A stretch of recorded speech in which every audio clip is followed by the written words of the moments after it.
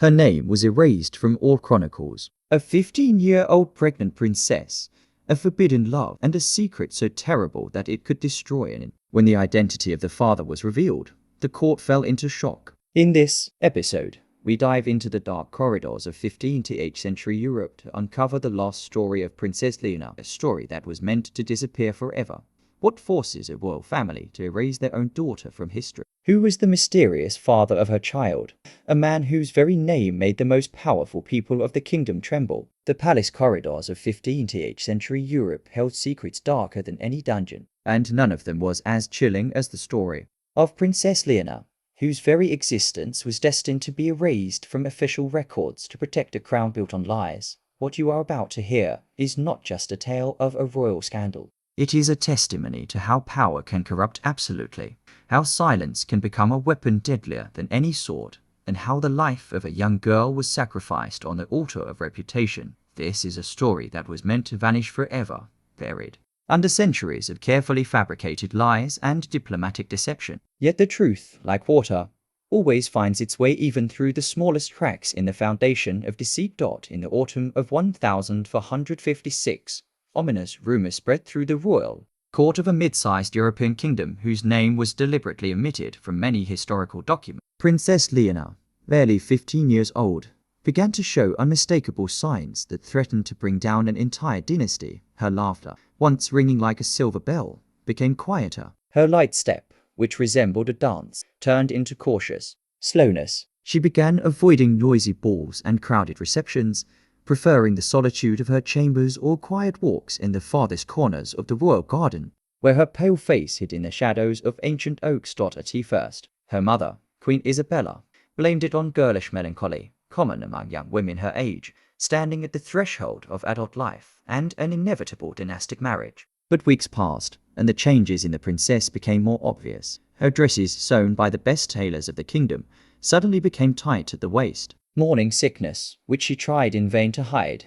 did not escape the sharp eyes of the ladies in waiting. Whispering turned into a thunderous rumble, invisible but felt by everyone in the castle. The queen, a woman of iron will whose face was an impenetrable mask, desperately hoped this was only an illness, a rare and mysterious ailment. But fear, cold and sticky, had already taken root in her heart. In deepest secrecy, under the cover of night, the royal physicians were summoned. Two of the oldest and most trusted medics, whose families had served the crown for generations, were brought to the princess's chambers. Under the threat of death, they swore an oath of silence. Their hands trembled as they conducted the examination. Their faces grew darker with each passing minute. The verdict, delivered in a quiet, breaking whisper, confirmed the queen's worst fears. What she had desperately hoped was merely sickness proved to be undeniable truth. The princess, unmarried and unbetrothed, was carrying a child. Such a revelation in those times could be grounds for war. It could break alliances and ruin ancient, carefully guarded bloodlines. And the timing could not have been worse. The kingdom was negotiating crucial marriage alliances with neighboring powers. These agreements, vital for peace and prosperity, depended entirely on the princess's virtue and availability as a bargaining piece in the complex chess game of European politics. Her purity was not a personal matter, but a national asset no less valuable than any army or treasury. In the medieval world which Leonor lived, a woman's worth was measured solely by her ability to produce legitimate heirs and secure political alliances through marriage. The concept of female autonomy in any meaningful sense simply did not exist. Daughters were property, transferred from father to husband. Their bodies were vessels for continuing bloodlines stretching back into deep antiquity. In this rigidly hierarchical society, the church and state acted in unison, enforcing strict moral codes that, ironically, weighed heaviest on those with the least power. Now that foundation had cracked, threatening to bury under its rubble not only the princess's future, but also the stability of the entire kingdom. The queen looked at her daughter young, frightened, and saw not her child, but a walking disaster. In her eyes there was not only maternal pain, but the cold calculation of a ruler who understood that everything was at stake. The first step had been taken. The secret was sealed by the physician's oath. But what next? How to hide something? That would become more obvious with every passing day. The air in the palace thickened, heavy with unspoken questions and fear. The most important question, on which everything depended, had not yet been asked. a question whose answer could either save them all or destroy them completely. Who is the father? Leonor was trapped within the palace walls. Her secret threatened to consume her. But what if the truth always finds a way? To be the first to learn how this drama unfolded and what other secrets these ancient stones held, subscribe to our channel and hit the bell. You won't want to miss what comes next. And who do you think could be the father of the child? Write your boldest theories in the comments below. We will discuss the most intriguing ones in future episodes. Night fell upon the castle, but sleep did not come to its highest inhabitants. In the king's private study, panelled in dark oak and heavy tapestries depicting scenes of ancient victories, a silent drama was unfolding. King Philip, a man whose word was law and whose gaze could make even the bravest general tremble, paced the room. His face, usually stern and commanding, was now twisted with a mix of fury and icy fear. Queen Isabella sat in a carved chair, straight as a statue, but her white-knuckle fingers gripping the armrest betrayed the tension within. Before them, seated on a small bench in the center of the room, was Princess Leonor. Her luxurious dress seemed too heavy, too foreign on her fragile figure. She did not cry. Her tears had dried hours ago, leaving behind only emptiness and a dull, all-consuming terror. The air was so dense it seemed one could cut it with a knife. Only the crackle of logs in the fireplace and the king's heavy breathing broke the silence. Finally, he stopped directly in front of his daughter, looming over her like a storm cloud. His voice, usually booming and commanding, came out as a quiet hiss, dripping with venom. "The name," he whispered. "I want to hear the name." Leonor flinched, but did not raise her eyes. She stared at the pattern of the carpet, as if trying to find salvation in it. Silence was her only shield, fragile and unreliable. "Do you understand what you've done?" The king continued, his voice growing stronger. "You have endangered everything we have built for centuries.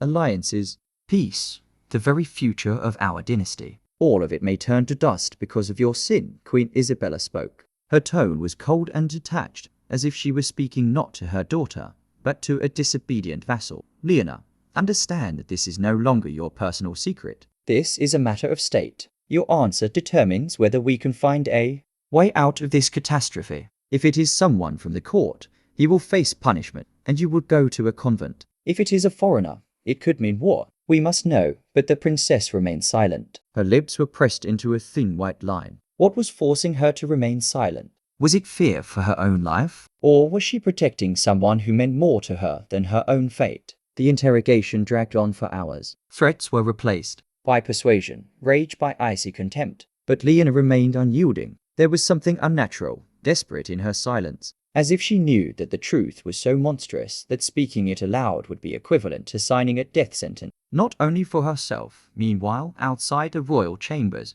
paranoia gripped the court. Every glance seemed suspicious, every word double-edged. Courtiers, accustomed to intrigues, sensed that something truly extraordinary was happening. Servants whispered in dark corners. Guards at the gates became more vigilant. The festive atmosphere that had always reigned at court was replaced by an oppressive expectation of disaster. The only person the princess trusted was her old lady-in-waiting, Lady Eluana, the woman who had been with her since birth, who knew all her childhood secrets. It was Eluana who first noticed the changes in the princess and tried to protect her as best she could, hiding her condition from prying eyes. The queen, aware of their closeness, summoned Eluana to her. It was not an interrogation, but a subtle psychological game. Isabella did not threaten. She appealed to loyalty, to duty before the crown, to Eluana's love for the princess. "You want to help her, don't you?" the queen said. Her voice was soft and persuasive. "If we do not know the truth, we cannot protect her. Help me save her,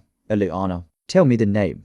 The old lady-in-waiting stood before her queen, torn between two vows. The vow of loyalty to her mistress and the vow of silence she had given to Leonor. Her face was lined with wrinkles, and each seemed to reflect the torment of her choice. She knew the truth, and she knew why the princess remained silent. Because the name of that person, spoken aloud, would be like a spark in a powder magazine. It would not merely cause a scandal.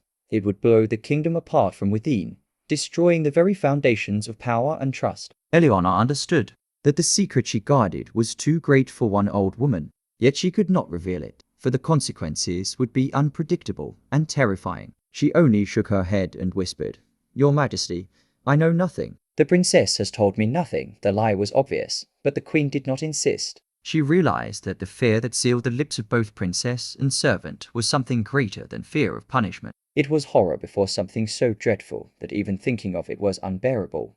The night neared its end, and still the name was not spoken. Leonor was sent back to her chambers, which had now become a luxurious prison. The king and queen were left alone, face to face with a silent threat that grew with each passing day. The secret of the father of Leonor's child had become the key to the dynasty's survival, and they were prepared to do anything to uncover it. The walls of the royal council hall had seen much: declarations of war, signing of peace treaties, issuing of death sentences, but they had never witnessed such a grim and secret gathering. At the massive oak table sat the most powerful men in the kingdom: King Philip, his brother Duke Alvaro, the commander of the army, the archbishop whose word carried the weight of a papal bull, and the Lord Chancellor, a grey-haired old man whose wisdom and cunning were legendary. Candles in heavy candelabras cast trembling shadows on their faces, turning them into stern masks. The agenda contained only one question, one recorded in no official protocol: the problem of Princess Leonor. King Philip laid out the situation briefly and mercilessly, without sentiment. He spoke not of a disgraced daughter, but of a damaged state asset. His voice was as hard as steel. This situation cannot continue. With every passing day, the risk of exposure grows. We must find a solution, a swift and final one. The first to speak was the Lord Chancellor. His voice creaked like unoiled hinges. Your Majesty, we have few options, and each carries enormous risk. The simplest, at first glance, is to send the princess to a remote monastery. We could announce that she suffers from a serious illness requiring seclusion and prayer. The child would be born in secret and given to a peasant family to be raised. The princess would remain in the monastery for the rest of her life. And what do we tell our allies? Duke Alvaro interrupted. His fist struck the table with a dull thud. We promised them a bride. A refusal will be taken as an insult. It smells like one we cannot afford. The archbishop, who until then had silently fingered his rosary beads, raised his eyes. His gaze was cold and piercing. There is another way, more sinful, yet perhaps more effective. There are women who know how to rid a womb of its burden. It is a mortal sin and a grave risk to the princess's life. But if she survives, the problem disappears forever. We could say she suffered a severe fever, and in a few months she will be ready for marriage again. At these words, the king's expression darkened even further. He did not wish to risk the life of his only daughter, even a disgraced one. Moreover, if the truth of such an act emerged, the wrath of the church would be terrifying. It could cost him his crown. No, he cut in. Too dangerous for her soul. And for my throne. Then the Lord Chancellor proposed a third option, the most cynical and pragmatic. We could quickly marry her off to someone insignificant, a baron from distant borders, who would be delighted to align with the royal family and receive a generous reward. We could hasten the wedding under the pretext of political necessity. The child would be born in wedlock, though a little early. Yes, there would be rumors, but officially everything would be clean. The honor of the house would be saved. This plan seemed the most acceptable. It allowed them to save face and avoid bloodshed. But then the main problem arose, the one everyone feared to speak aloud. What if the father of the child is not a commoner? Duke Alvaro said slowly, watching his brother closely. What if he is someone who cannot simply be executed, or someone the princess cannot simply be married off to? Her stubborn silence suggests she fears not for herself, but for him, or fears him. The thought hung in the air. Everyone present understood that if the father of the child was someone from the high nobility, or, God forbid, a member of a foreign royal family, then any proposed solution would collapse like a house of cards. Forcing her to marry a minor baron, if she carried the child of a powerful duke or foreign prince, would be tantamount to declaring war. Sending her to a monastery, this man could raise a rebellion, demanding his wife and heir. The discussion reached a dead end. Each of these powerful men thought not of the fate of a 15-year-old girl, but of the consequences for themselves and for the state. Leonor was merely a piece on a chessboard, a pawn to be sacrificed or cunningly used to save the game. At the same time, Queen Isabella was playing her own game. She entered her daughter's chamber not as a formidable ruler, but as a mother. She embraced Leonor, stroked her hair, and spoke in a quiet, soothing voice. She did not speak of threats, but of the child's future. Think of him, my child. Who will he be? A nameless, futureless bastard? Or can we give him a chance at life, at title, at recognition? But for that, I must know who his father is. I swear to you, By my crown and my maternal heart, I will not harm him if it is within my power. I only wish to find a way to protect both of you." In the queen's words, there was both sincerity and cunning. She understood that fear for the child might outweigh fear for a lover. For the first time in a long while, Leonor looked into her mother's eyes. In her gaze was torment, struggle, and a tiny spark of hope. She slowly shook her head, and from her lips came a barely audible whisper. "You cannot. No one can protect us." The words sounded like a verdict. The queen realized that the truth was even more horrific than they could have imagined. The secret her daughter carried was capable not merely of shaking the throne, but of burning it to ashes. And now, the task was not to solve a problem, but to survive its revelation. Days turned into weeks.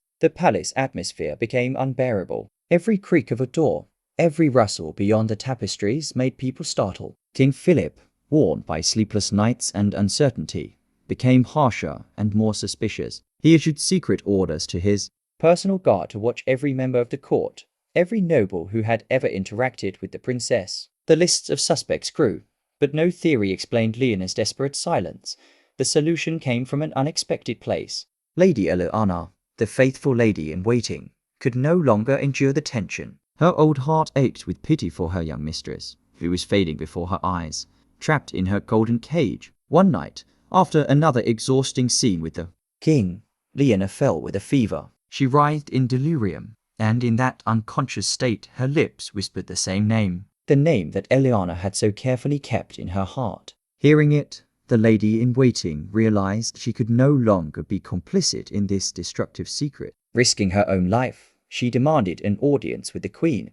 The meeting took place in a small chapel, lit only by the flicker of candles before icon. The old woman's face was grey with fear and resolve. "Your Majesty," she whispered, her voice trembling, "I cannot remain silent any longer. This will kill her." Queen Isabella fixed her gaze on her, ready for the worst. But even she, accustomed to intrigue and betrayal, was unprepared for what she heard. Eleanor spoke the name, and for a moment, the chapel was filled with absolute, ringing silence. The queen's world collapsed. The name, whispered aloud, belonged to someone utterly beyond suspicion. A person who was not merely a pillar of the throne, but its second support. Duke Alvaro, the king's younger brother, commander of the army, beloved soldier, charismatic and commanding, who had always been a favorite uncle to Leonor, the one who taught her to ride, gave her her first puppies, and told stories of heroic deeds. The shock was so great that the queen momentarily lost the power of speech. It was not just betrayal, it was incest,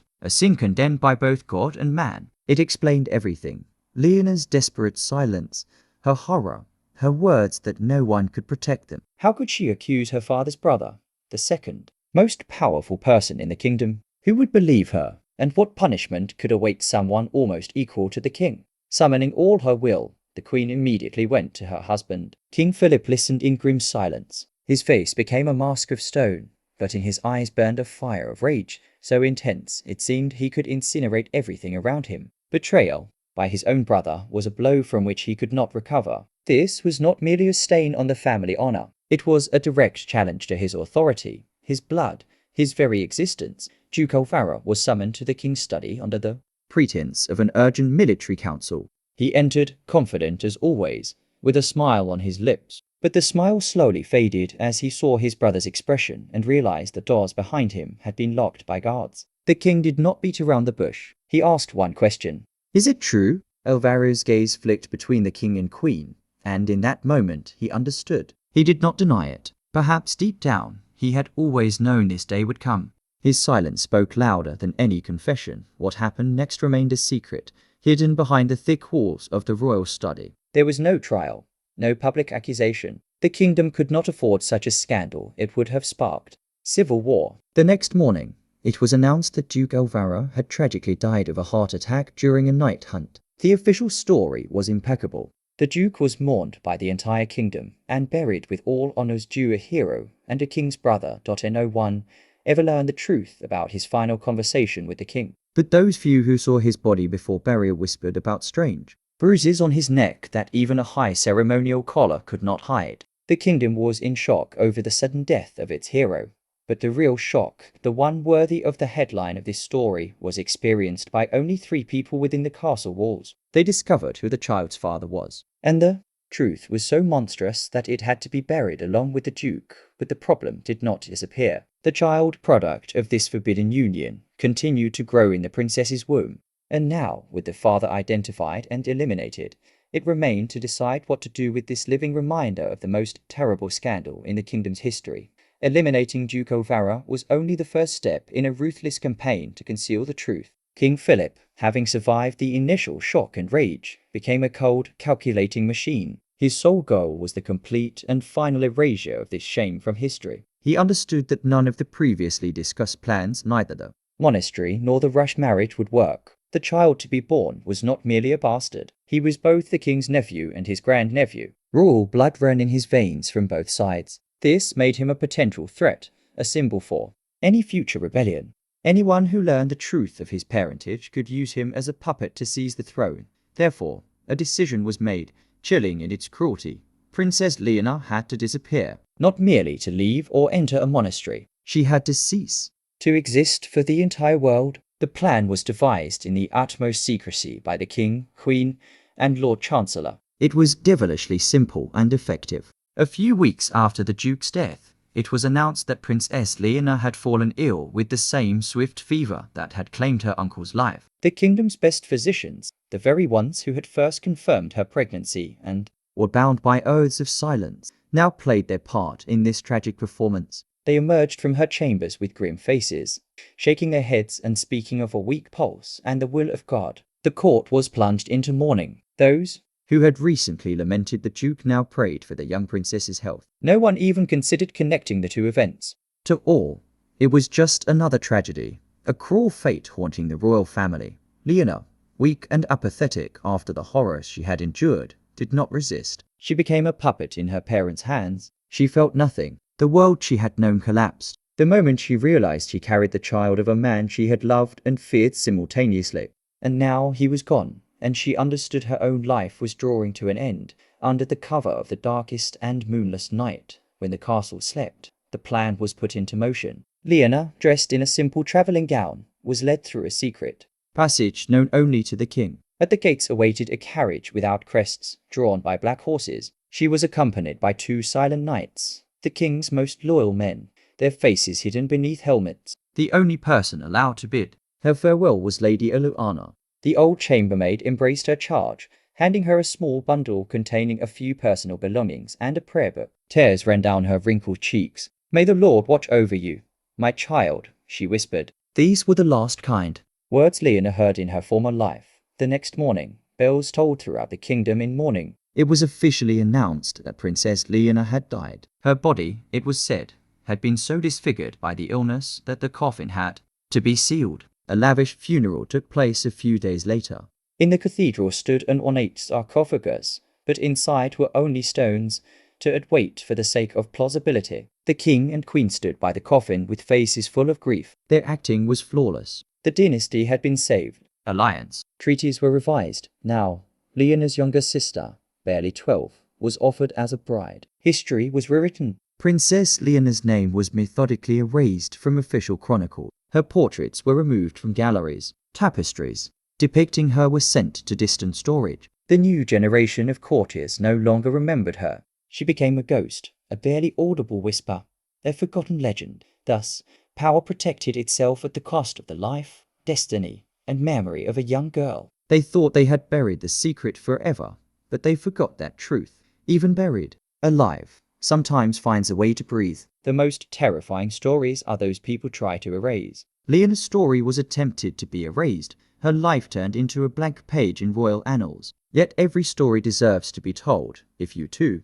believe the past should not be silenced, subscribe to our channel. We will continue to uncover the darkest and most hidden chapters of history. The fate of the child remains a mystery. What do you think became of him? Did he survive? Leave your guesses in the comments, and together we can try to recover this lost branch of history. The crestless carriage traveled along broken roads for many days and nights, carrying Leonor farther from her home, her past, and her own name. She was heading north to the cold, rocky borders of the kingdom, to a place not marked on all maps. It was the monastery of St. Agnes in the cliffs, more a fortress than a house of God. It stood atop a cliff, surrounded on 3 sides by the sea, and on the 4th by impassable mountains. It was the perfect prison. Leonor was brought there under a new name, Sister Agatha. The abbess, a stern woman with cold eyes, received strict instructions directly from the king. Agatha was a special novice, suffering from mental confusion. Due to great grief, she required peace and solitude. No one was to speak to her, and she was never to leave the monastery walls. Her life became a monotonous routine: prayer, simple meals, work in the garden. Other monks did not avoid her, seeing in her either a saint or a madwoman. Leonor did not resist. Inside her, there was only emptiness. The only thing that kept her connected to reality was the life growing beneath her heart. A few months later, in the strictest secrecy, she gave birth to a son. The boy was healthy and strong. She was allowed to hold him for only a few minutes. She managed to see his dark hair and eyes, which seemed to her an exact copy of his father's. Then the abbess's attendants entered the cell and took the child away. Leonor did not scream or cry. She only watched him go until he was taken.